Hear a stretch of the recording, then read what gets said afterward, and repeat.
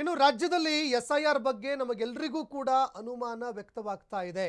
ಬೆಂಗಳೂರಿನಲ್ಲಿ ಗೃಹ ಸಚಿವ ಡಾಕ್ಟರ್ ಜಿ ಪರಮೇಶ್ವರ್ ಅವರು ಎಸ್ಐಆರ್ ವಿಚಾರಕ್ಕೆ ಸಂಬಂಧಪಟ್ಟಂತೆ ಅಸಮಾಧಾನ ಹೊರಹಾಕಿದ್ದಾರೆ. ಪಶ್ಚಿಮ ಬಂಗಾಳ ಸೇರಿ ಬೇರೆ ಬೇರೆ ರಾಜ್ಯಗಳಲ್ಲಿ ಇವರು ಎಸ್ಐಆರ್ ಮಾಡಿದ್ರು. ಅಲ್ಲೆಲ್ಲ ಎಸ್ಐಆರ್ ಬಗ್ಗೆ ಅನುಮಾನಗಳು ಹುಟ್ಟುಕೊಂಡಿದ್ದಾವೆ. ಈಗಾಗಲೇ ಅಲ್ಲಿ ಅನುಮಾನ ವ್ಯಕ್ತವಾಗ್ತಾ ಇದೆ.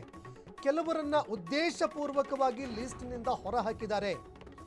ಸರಿಯಾದ ರೀತಿಯಲ್ಲಿ ಎಸ್ಐಆರ್ ಆಗುವಂತೆ ನಾವು ನೋಡ್ಕೊಳ್ತೀವಿ ಕರ್ನಾಟಕದಲ್ಲಿ ಅಂತ ಎಸ್ಐಆರ್ ಪ್ರಕ್ರಿಯೆಗೆ ಗೃಹ ಸಚಿವ ಡಾಕ್ಟರ್ ಜಿ ಪರಮೇಶ್ವರ್ ಅವರು ಮಾತನಾಡಿದ್ದಾರೆ.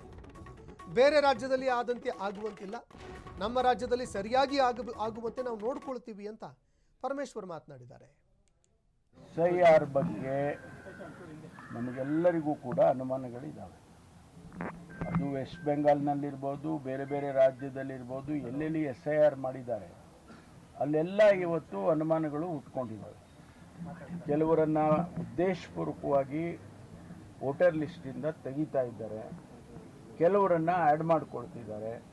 ಮತ್ತು ಈಗ ಮೊನ್ನೆ ನಡೆದಂಥ ವೆಸ್ಟ್ ಬೆಂಗಾಲ್ ಚುನಾವಣೆಯಲ್ಲಿ ಅದು ಹೆಚ್ಚು ಕಡಿಮೆ ಜನಸಮುದಾಯಕ್ಕೆ ಅರ್ಥ ಆಗಿದೆ.